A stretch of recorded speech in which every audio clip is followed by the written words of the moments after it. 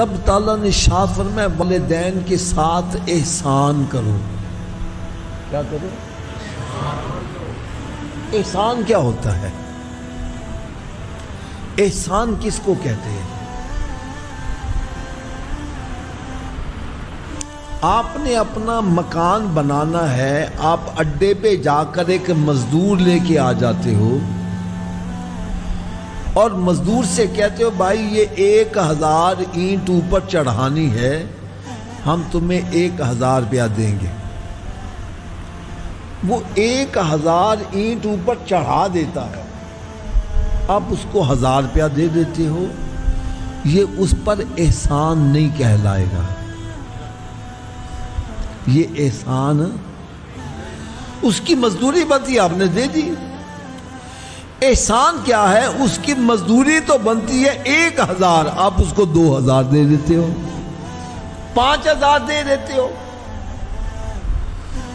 یہ جو اس کا حق ہے اس سے زائد دینا، اس کو کیا بولیں گے؟ اونچی بولو. رب تعالیٰ ارشاد فرمایا جو ماں باپ کا حق بنتا ہے اسے بھی زیادہ ان کی خدمت کرو.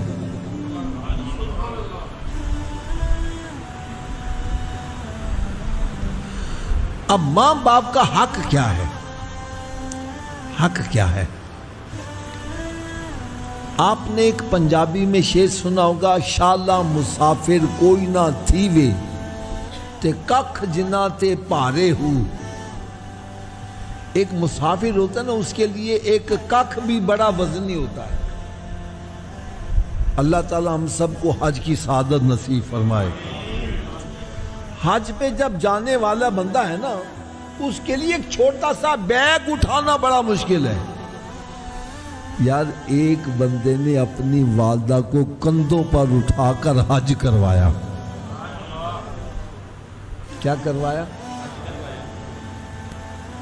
پھر آ کر پوچھتا جی میں نے ماں کا حق ادا کر دیا.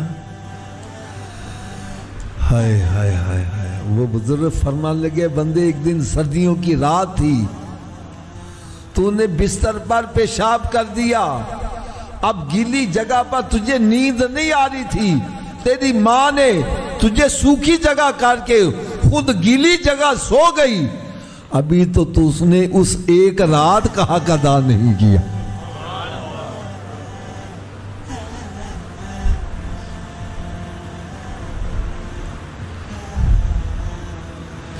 ماں باپ کا تو حق ادا ہو ہی نہیں سکتا.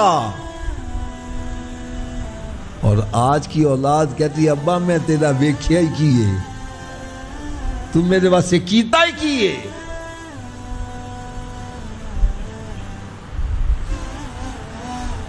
یقین جانو دل خون کے آنسو روتا ہے.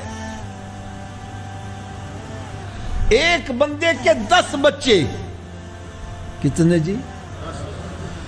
اکیلا باپ 10 کی پرورش کر رہا ہے اور 10 مل کر ایک باپ کی پرورش نہیں کر رہا.